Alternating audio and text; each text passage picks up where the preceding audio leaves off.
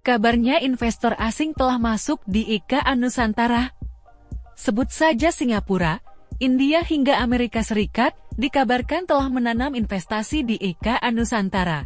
Kendati demikian mereka bukan investasi asing murni di IKA Nusantara. Ya, mereka menjalin kerjasama dengan investor domestik dalam pembangunan proyek-proyek di IKA Nusantara.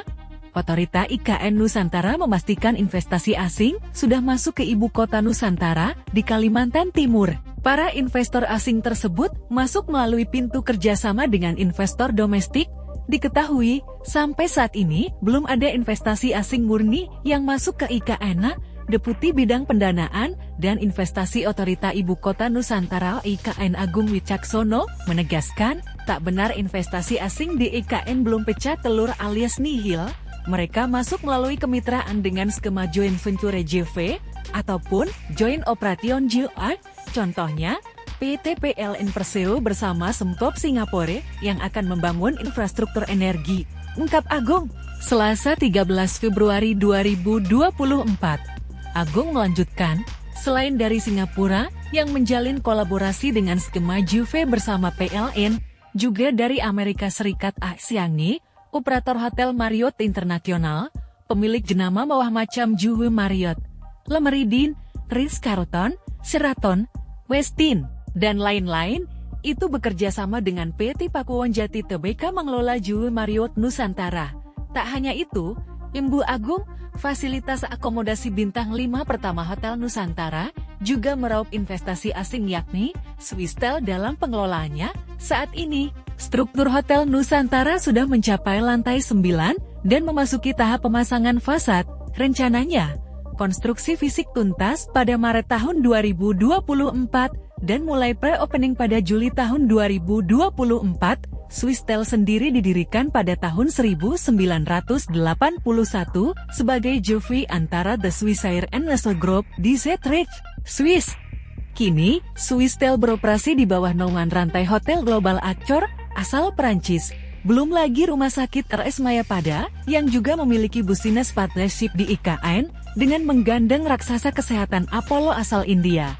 Jadi, dengan demikian tidak benar bahwa investor asing sama sekali belum masuk ke IKN, cetus Agung. Kendati begitu, Agung mengakui terkait detail angkanya memang tidak muncul dalam rekapitulasi investasi asing IKN. Namun, masing-masing perusahaan domestik dan konsorsium yang sudah membangun ataupun baru saja melakukan peletakan batu pertama alias groundbreaking punya kemitraan dengan asing. Hingga jelang pemilu 14 Februari tahun 2024. Total realisasi investasi dari 4 groundbreaking yang sudah dilaksanakan di IKN senilai 47,5 triliun rupiah, sebesar 35,9 triliun rupiah, diantaranya merupakan investasi swasta dan lembaga negara yang tidak menggunakan dana APBN. Adapun minat investasi yang telah dituangkan dalam Letter of Intent LOI sebanyak 355 dengan 41% diantaranya atau 200 LOI dari investor domestik dan 155 investor asing.